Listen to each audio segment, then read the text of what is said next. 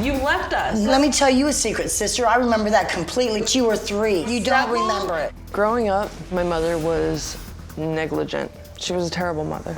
You dropped us off when we were 3. No, I did not.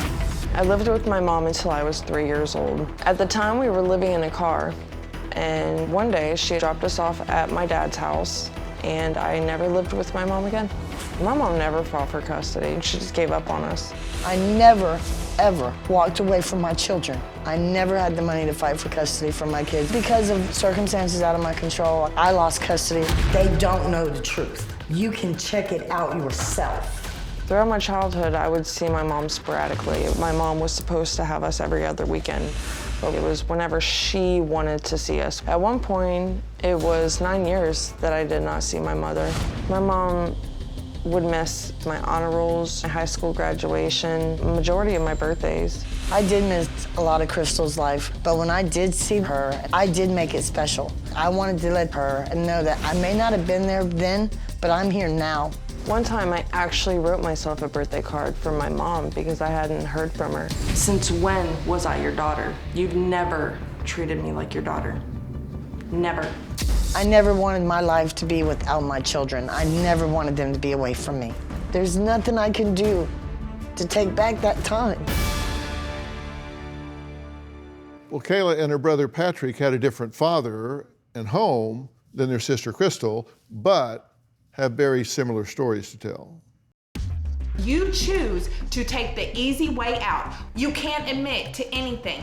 When I was 12 and my little brother was 11, my father kicked my mother out of the house and she moved us right up the road. My mother did not have the means to provide for us. I lied and I manipulated to go see her, no matter where she was. When I was 15, I did move in with my mom. Shortly after that, she was exposing me to things that I should not have been exposed to. My mom would leave alprazolam, somas, hydrocodone, and a bowl of weed for us whenever she would go out. When I was 10 years old, I saw my mom on the couch roll onto the floor. I was very scared because she was convulsing and had a little foam coming from her mouth. I was very scared. I didn't know if she was gonna die right there in front of me.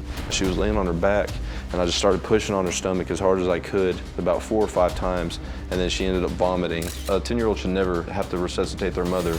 I am tired of watching my mom destroy her life and kill herself. I need my mom to take responsibility for her actions so I can move on with my life. So you're saying when she would go out, there was a chemical babysitter? She would leave drugs? Yeah.